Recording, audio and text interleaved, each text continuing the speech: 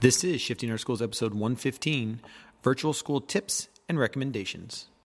Listen up, educators. Are you looking to take your classroom to the next level? The technological shift in education is happening right now. If you're looking to integrate technology into your classroom, you're in the right place. Welcome to Shifting Our Schools with your host, Jeff Udick. Well, welcome back to another episode of Shifting Our Schools. This week, I want to dig into this idea of virtual school as it seems to be a hot topic at the moment. The NCCE 2020 conference here in Seattle has just wrapped up, NCC being the Northwest Council for Computer Education, being our regional ISTE-sponsored conference with somewhere around 1,500 participants coming together each year to share their learning. Being in Seattle and with the coronavirus spreading throughout my state, virtual school was a hot topic. One of the sessions I ran was titled Tech Coaches Unite. This session brought together roughly 50 tech coaches to share and learn from each other. I asked how many of them were involved in virtual school talks at the moment due to the coronavirus, and roughly 20 districts raised their hand.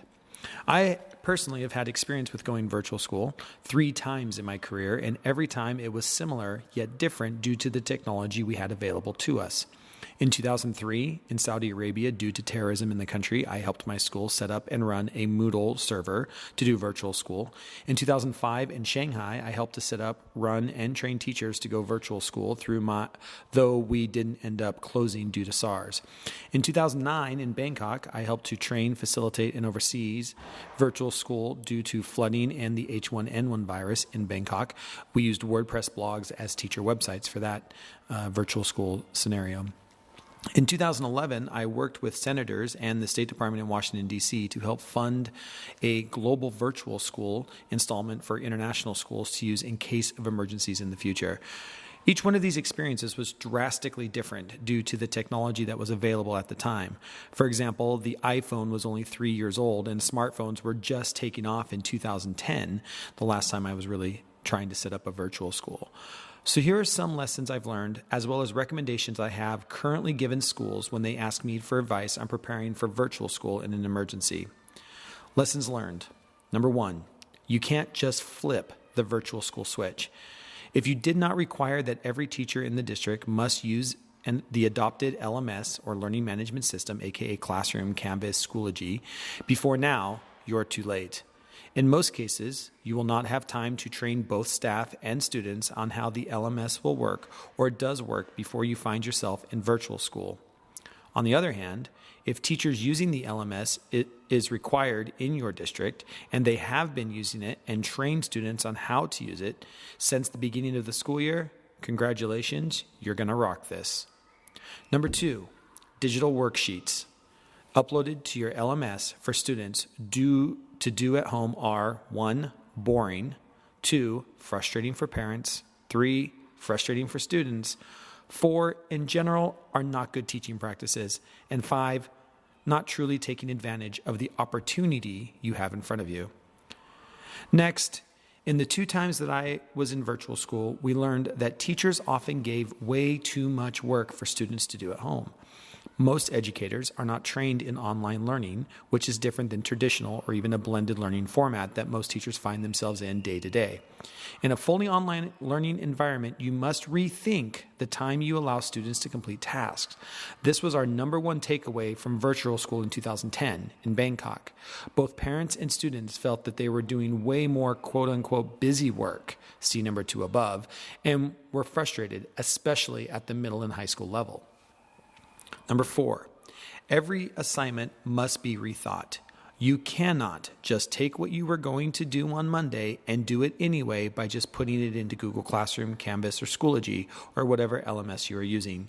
You need to rethink every lesson that you did. Number 5, last but not least, seize the moment. Both in Shanghai and in Bangkok, we turned a negative into a positive by being able to, shall I say, require teachers to up their technology skill and usage for virtual school. Once virtual school was over, those skills remained, and we saw an increase in the use of those skills back in the traditional blended learning classroom after virtual school had ended. Now, here are my recommendations for virtual school in 2020 if you did not require every teacher to be using the school-adopted LMS. Video, video, video. We need to stop thinking in terms of what can students type and start thinking in terms of how can students show me what they know. Start by training every teacher how to make videos for instruction.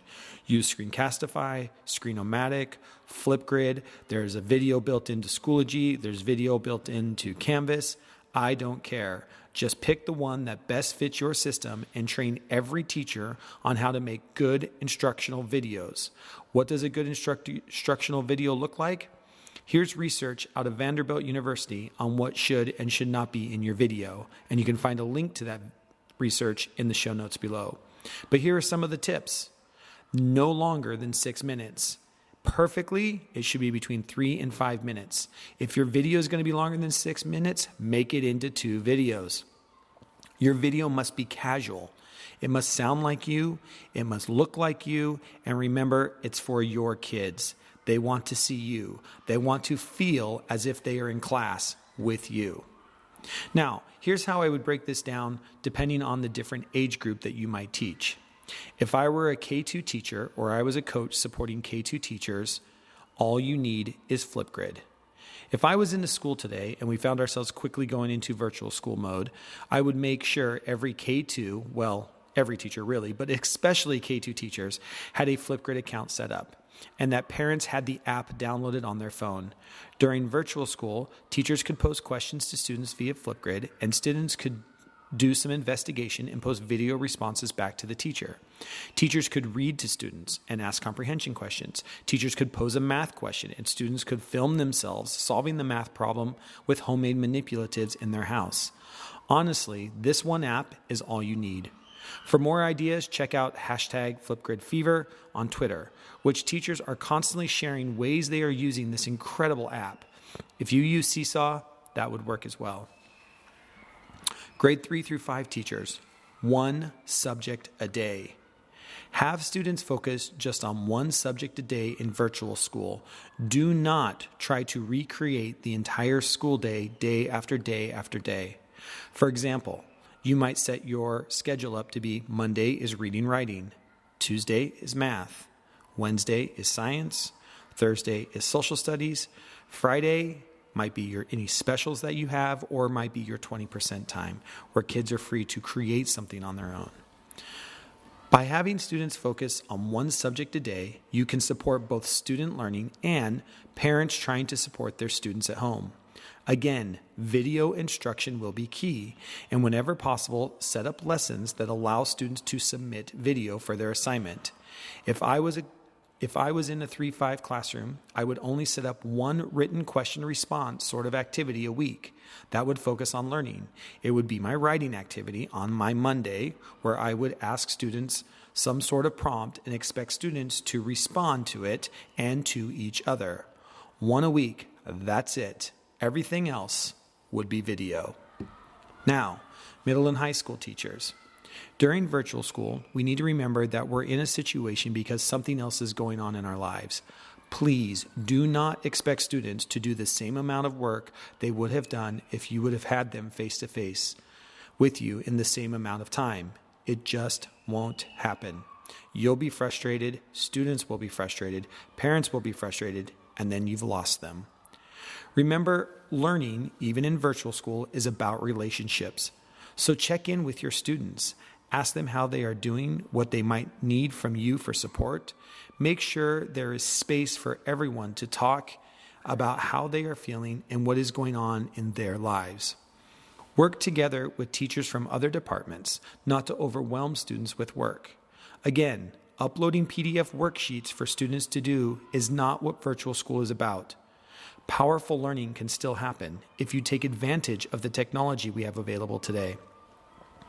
I would recommend that each subject only assign things 2 days a week and make those days back to back so students can focus and so that teachers could actually create longer assignments for students to do.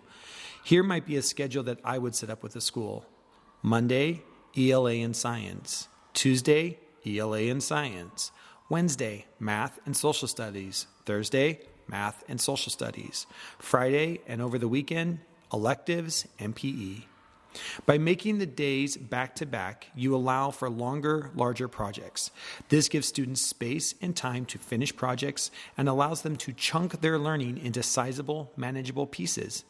It will also give teachers time to prepare lessons they are not used to preparing and time to assess any work that needs grading. Again, video is the key.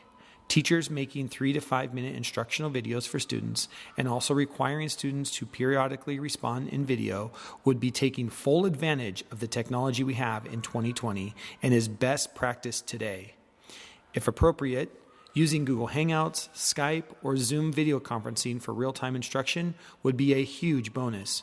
Do not make it required, but an optional hangout time with your friends and your teacher would help to make it feel as if school is still really happening. Lastly, keep it simple. Don't overthink it and have fun with your students. Learning can and still will occur. It won't be perfect, but your classroom is rarely perfect in person, so take advantage of this time with your students. Remember too, if you are in a virtual school situation, something serious is going on and kids will be struggling to make sense of things. Be respectful of that. Be respectful of families, their time together, and their individual circumstances. Just like in the classroom, one size doesn't fit all. Good luck, and let me know if I can support you in the future. This podcast is also on my blog at thethinkingstick.com if you'd like to read the full transcript. If you are looking for help or want to share resources around virtual school, we have set up a Tech Coaches Unite Slack account for tech coaches to share resources and support each other in different topics. Virtual school being the hot topic of the hour in our community. You can join our Slack community by going to sospodcast.org and clicking on the Tech Coach Unite button at the top. Next week's episode will also cover this topic of virtual school as I sit with John Mickton, the IT director at the International School of Luxembourg, where I happen to be this week, and who, like me, has been in virtual school mode before and is currently preparing his school to go into virtual learning. He is excited to share his knowledge with you all next week. Until then, good luck, stay safe, and we'll see you on the network.